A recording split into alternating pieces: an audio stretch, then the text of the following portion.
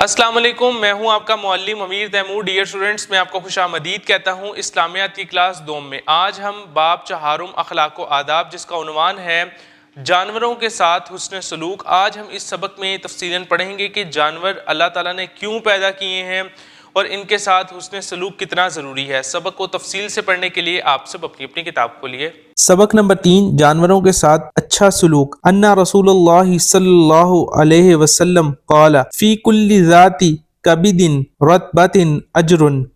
حاصلات تعلم۔ اس سبق کی تکمیل کے بعد طلبہ اس قابل ہو جائیں گے کہ وہ جان سکیں تمام جانور اللہ تعالیٰ کی مخلوق ہیں اور ان سب کے ساتھ اچھا برتاؤ کرنا چاہیے، جانوروں کے حقوق سے آگاہ ہو سکیں، جانوروں کے ساتھ عملی طور پر اچھے سلوک اور ہمدردی کا مظاہرہ کر سکیں۔ پڑھیے، ارشاد باری تعالیٰ ہے، ترجمہ، اور اسی نے چوپائے پیدا فرمائے، ان میں تمہارے لیے گرم لباس ہے اور بھی بہت سے فائدے ہیں، اور ان میں سے بعض کے گوشت کو تم کھاتے بھی ہو۔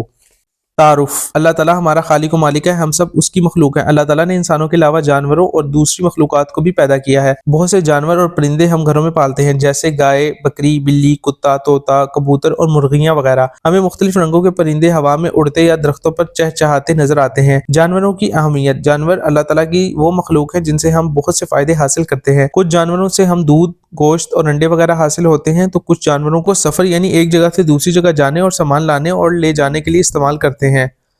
جانوروں کے حقوق۔ دین اسلام میں جانوروں کے حقوق پر بہت زور دیا گیا ہے اور ان کے ساتھ اچھا سلوک کرنے کی تاکید کی گئی ہے۔ نبی کریم خاتم النبیین صلی اللہ علیہ وسلم نے جانوروں کو تکلیف دینے سے منع فرمایا اور جانوروں پر رحم کرنے کا حکم دیا ہے۔ ایک مرتبہ آپ خاتم النبیین صلی اللہ علیہ وسلم ایک انصاری کے باغ میں داخل ہوئے تو سامنے ایک اونٹ کھڑا تھا۔ جب اونٹ نے آپ خاتم النبیین صلی اللہ علیہ وسلم کو دیکھا تو بلبلانے لگا۔ آپ خاتم النبیین صلی اللہ علیہ وسلم اس کے پاس گئے اور اس کی پیٹھ پر ہاتھ پھیرا تو وہ پرسکون ہو گیا۔ آپ خاتم النبیین صلی اللہ علیہ وسلم نے اونٹ کے مالک سے فرمایا، تم ان جانوروں کے معاملے میں اللہ تعالیٰ سے نہیں ڈرتے جن کا اللہ تعالیٰ نے تمہیں مالک بنایا ہے؟ اس اونٹ نے مجھ سے شکایت کی ہے کہ تم اسے بھوکا رکھتے ہو اور اس پر اس کی ہمت سے زیادہ بوجھ ڈالتے ہو۔ مزید معلومات۔ نبی کریم خاتم النبیین صلی اللہ علیہ وسلم نے فرمایا، ایک عورت اپنی بلی کی وجہ سے دوزخ میں داخل ہوگی جسے اس نے باندھ کر رکھا تھا، اسے نہ تو خود کھلایا اور نہ ہی چھوڑا کہ وہ زمین میں کیڑے مکوڑے ہی کھا لیتی، حتیٰ کہ وہ بھوک سے مر گئی۔ جانوروں کے حقوق میں درج ذیل باتیں شامل ہیں۔ جانوروں اور پرندوں کے کھانے پینے اور آرام کا خیال رکھیں۔ جانوروں کو گرمی، سردی اور بارش سے بچائیں۔ جانوروں کو تکلیف نہ دیں، جانوروں کا شکار نہ کریں، جانوروں سے ان کی ہمت سے زیادہ کام نہ لیں اور ان پر زیادہ وزن نہ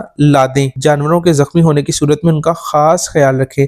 حاصل کلام۔ دین اسلام نے جانوروں پر ظلم کو گناہ قرار دیا ہے اور ان کے ساتھ ہمدردی اور رحم دلی کی تاکید کی ہے۔ ہمارے پیارے نبی حضرت محمد رسول اللہ خاتم النبیین صلی اللہ علیہ وسلم نے بھی جانوروں کے ساتھ محبت اور شفقت کا برتاؤ کرنے کی تلقین کی ہے۔ جانوروں کے ساتھ اچھا سلوک کرنا ہمارا اخلاقی فرض ہے۔ ان کو خوراک دینا، ان کی ضروریات کا خیال رکھنا، ان کے ساتھ نرمی سے پیش آنا نہ صرف اچھا عمل ہے بلکہ اسلام میں اس کا بہت زیادہ اجر بھی بتایا گیا ہے۔ اللہ تعالیٰ کی رضا حاصل کرنے کے لیے ہمیں چاہیے کہ جانوروں کے ساتھ نرمی کا معاملہ اختیار کریں اور ان کے ساتھ رحم دلی سے پیش آئیں۔ ڈیئر اسٹوڈنٹس، آج ہم نے اس سبق کو تفصیلاً پڑھا۔ اس سبق میں ہم نے یہ پڑھا کہ جانوروں کے ساتھ حسن سلوک کتنا ضروری ہے، اور نہ صرف ان کے ساتھ حسن سلوک ضروری ہے بلکہ احادیث مبارکہ میں اور سیرت النبی صلی اللہ علیہ وسلم میں ہمیں جانوروں سے متعلق حسن سلوک کے بارے میں بارہا کہا گیا ہے۔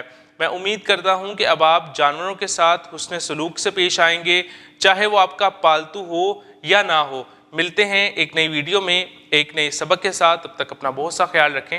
اللہ حافظ۔